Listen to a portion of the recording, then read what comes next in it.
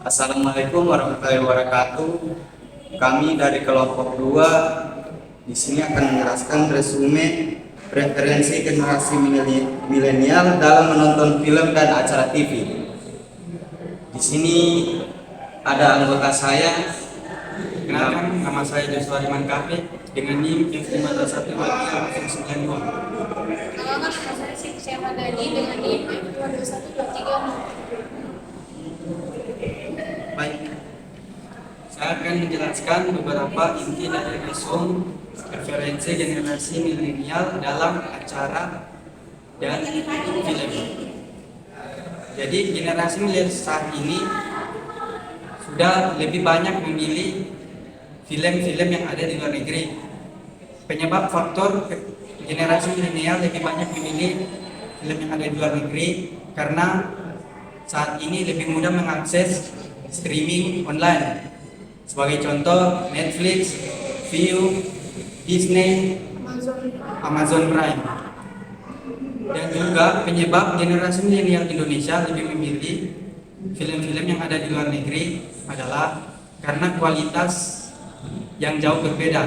Yang bisa dibilang aksennya Indonesia itu kayak lebih rendah, kayak lebih rendah berbobot daripada action-actionnya kayak di film drakor.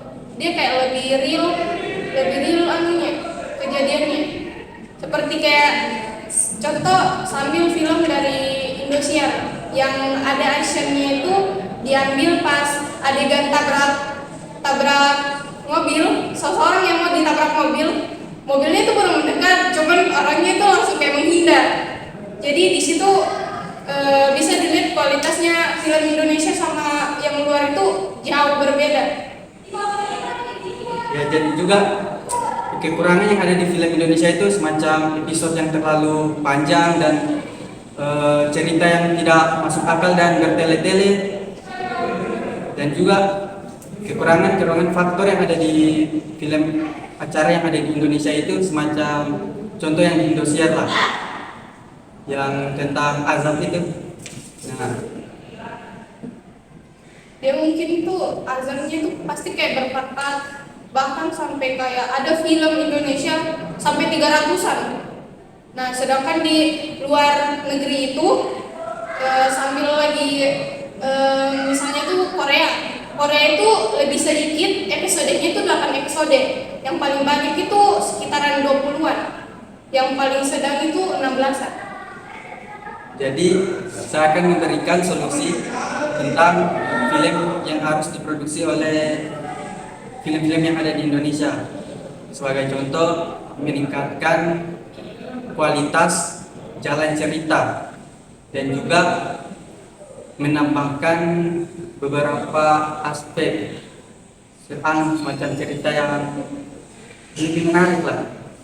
Dan juga solusi yang dapat saya berikan tentang film-film yang ada di Indonesia itu lebih tema dan genrenya yang beragam, tidak hanya film horor yang terlalu monoton, sehingga penonton lebih memiliki banyak pilihan.